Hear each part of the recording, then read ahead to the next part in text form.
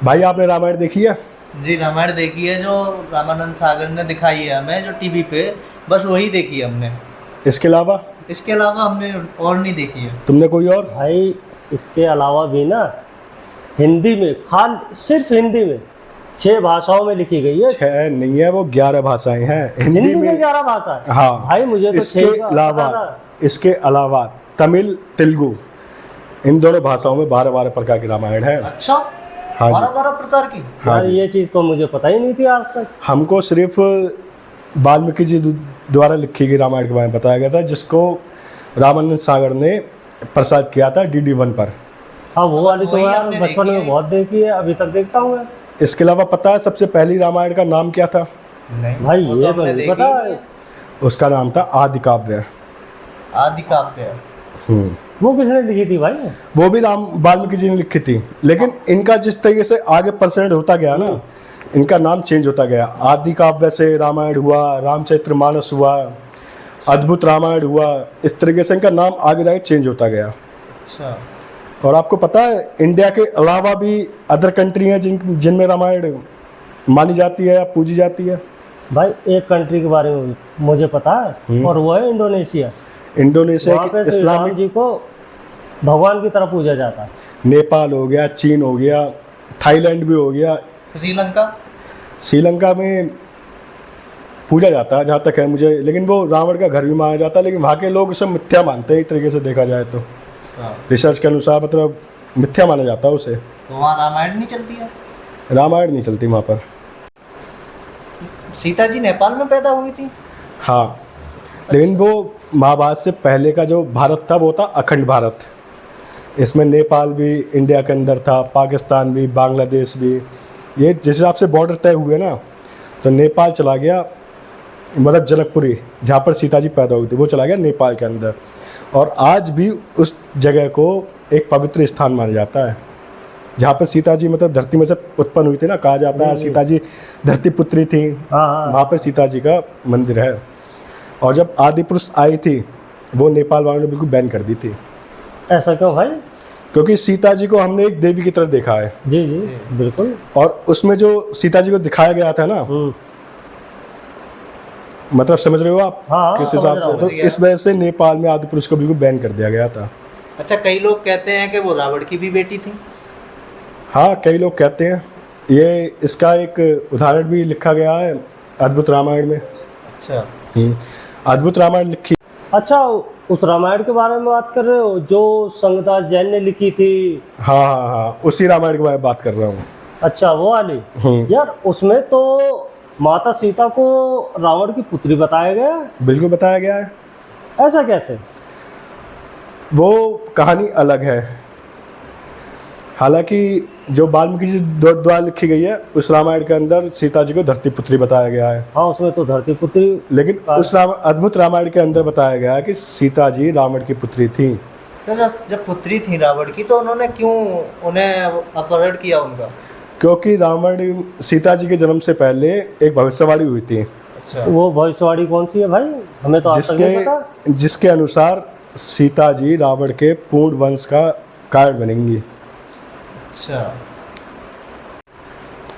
तो इसका मतलब ये है कि रावण को पहले ही पता था कि माता सीता के द्वारा उनका वंश विध्वंस हो जाएगा, यानी कि बिल्कुल। खत्म हो जाएगा। बिल्कुल बिल्कुल। तो इस डर की वजह से उन्होंने अपने वंश को बचाने के लिए अपने सैनिकों को आदेश दे दिया था। और वो आदेश क्या था भाई? कि जाओ इसे किसी दूर देश जहाँ पर लंका की परछाई भी ना हो, अच्छा जी। वहाँ जाकर धरती माँ की गोद में समर्पित कर दो। और वहाँ पर जाकर वो मिली नेपाल। राजा जनक। फिर वो राजा जनक की कैसे पुत्री हुई और उन्हें कैसे मिल गई? आपने पढ़ी है ना? यार मैंने पढ़ा तो है कि रावण ने अपने सैनिकों को सीता जी को दूर देश में दफनाने के लिए भेज दिया, मतलब कि छोड़ दे, कुछ भी कर दे, यानी कि वो लंका में ना रहे बस। उनको ये आदेश नहीं दिया था कि उनको मार देना है, उनको सिर्फ ये आदेश दिया गया था कि इसे दूर देश छोड़ के आ जाओ। अच्छा, तो फिर उन्होंने मारा नहीं था? नहीं मारा था। तो वो नेपाल कैसे पहुंची? और नेपाल पहुंची तो महाराज जनक को कैसे मिली? भाई यही देखो, तो मैं जानना चाहता हूँ। रावण के जो सैनिक थे वो माता सीता को जब वो छोटी थी तभी लेके श्रीलंका से चले गए, और राजा जनक का जो राज है वहाँ पे उस टाइम भाई साहब ऐसा सूखा पड़ा हुआ था, एक बूंद पानी के लिए पूरा देश तरस रहा था, अच्छा। एक एक बूंद पानी के लिए। तो राजा जनक ने अपने जो उनके सलाहकार रहे होंगे ऋषि मुनि, उन्होंने उन्हें सलाह दी कि हाँ आप खुद जाइए और हल चलाइए, फसल बोइए, तब ये सूखा ख़त्म होगा। ये कोई वरदान था या ऐसे ही? नहीं, ये वरदान नहीं था, ये प्राकृतिक का प्रकोप था। अच्छा, समझ रहे हो ना आप? मतलब राजा ही प्रकोप कूद मतलब कि भगवान ही उस राज्य से नाराज थे, अच्छा। ये बात थी उसमें।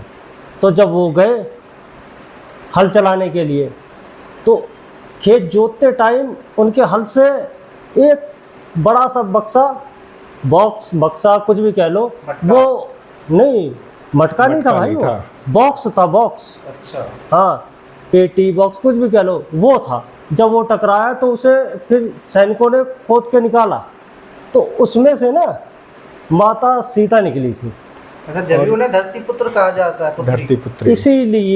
इसीलिए उन्हें धरती पुत्री कहा गया है। और मजे की बात यह है, जब से वो महाराज जनक को मिली थी ना, उनके दिन चौगने और रात दिन तरक्की, मतलब हाँ, मैं समझ गया तुम हाँ कहना चाहते हो, दिन दुगनी और रात रात चौगनी चौगनी तरक्की होने लगी। हाँ। हर तरफ खुशहाली आ गई, हाँ। है ना? हाँ, बारिश भी हो। आज के टाइम में नेपाल कहाँ और क्या बोलते हैं इंडिया कहाँ और ये श्रीलंका कहाँ, बीच में समुद्र। ये लोग कितने कितने दिन में गए होंगे वहाँ पे छोड़ने, नेपाल में जिस जगह सीता माता को दफनाया था इन्होंने, ये कितने दिन में गए होंगे? वो भी पैदल जाते होंगे, उस टाइम पे तो कुछ नहीं था इनके पास। भाई वो टाइम अलग था, उनके पास दैविक शक्तियाँ थी, वो पैदल नहीं जाते थे। अच्छा, हाँ, वो उड़ के जाते थे, देखा नहीं है हनुमान जी को उड़ते हुए। अच्छा। और सबसे बड़ी बात, रावण के पास जो पुष्पक विमान था, रावण खुद उड़ता था उसे लेके। हाँ, ये भी बात सही है। वो तो पुष्पक विमान किसका था ये पता है? किसका था? कुबेर का। तो रावण को कैसे मिल गया भाई वो? तुम्हें ये पता है कुबेर और रावण में क्या संबंध था? नहीं, हमें तो नहीं पता। तुम्हें पता पता नहीं है? भाई, सौतेले भाई थे भाई दोनों। सौतेले भाई? हाँ जी। अच्छा जी, हाँ। ये फैक्ट ये तो आज कैसे ही हो पता गया? लगा मुझे। और आपको ये पता है लंका किसकी थी? हाँ, लंका के बारे में तो पता है, माता पार्वती ने अपने लिए बनवाई थी रहने दो के लिए। तथ्य इसमें भी है। अच्छा। अब दो तथ्य, पहला तथ्य है कि लंका शंकर जी ने बनवाई थी माता सीता के लिए, वो पार्वती जी के लिए। अच्छा। उसमें रावण जी आए थे यज्ञ करने के लिए, हाँ। तो उन्होंने दीक्षा में लंका मांगी थी। अच्छा। ये तो सभी को पता हाँ, होगा। ये तो पता है भाई हमें। लेकिन इसमें दूसरा तथ्य ये है कि जो लंका थी, जो पुष्पक विमान था, हाँ, वो था कुबेर जी का। वहाँ कैसे आ गया फिर? उन्हें कैसे मिल गया? उन्होंने छल से लिया था। अच्छा।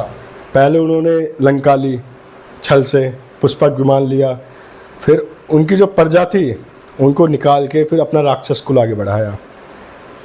धोखेबाजी धोखेबाजी मतलब कि ये पुराने जमाने से नहीं चली आ नहीं रही है नहीं नहीं धोखेबाजी। नहीं, ये धोखेबाजी कहना छल ठीक और नहीं। धोखा भाई एक ही तो होते हैं वो। नहीं नहीं, दोनों में बहुत फर्क है। अच्छा जी। धोखेबाजी होती है जो आपके पीठ पीछे खंजर भोंकता है, हाँ, और छल होता है जो आपके अपने करते हैं आपके साथ। मतलब दोनों बात ही में बात में। हाँ, वो तथ्य रह जाते हैं बाकी के।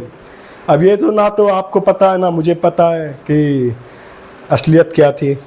हाँ, ये बात तो भैया सही है। हाँ, क्योंकि ये ग्रंथों में लिखा हुआ, उसी के बारे में हम चर्चा कर रहे सही हैं। बात है। और वैसे आपको रावण को परम ज्ञानी भी बताया जाता है।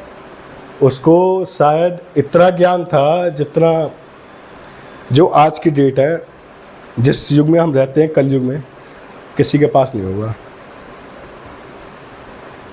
कहते हैं जो राम रावण का युद्ध हुआ था ना, हाँ, वैसे रामायण युद्ध चला था 84 दिन, अच्छा। लेकिन जो राम रावण का युद्ध था वो केवल 8 दिन चला था, और वो भी कंटिन्यू दिन रात दिन रात बिना कुछ खाए बिना कुछ सोए लड़ते गए लड़ते गए लड़ते गए।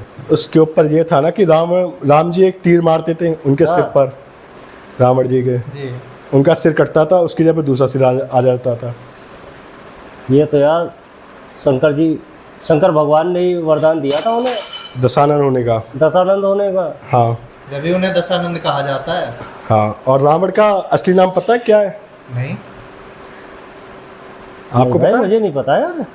उनका असली नाम है दशानन।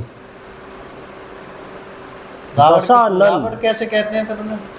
वो उन्होंने खुद अपने परम ज्ञान की वजह से उनका खुद का नामकरण किया था ये। अच्छा। मतलब कहते हैं कि दशानन उनका नाम था। और आपको यही पता है कि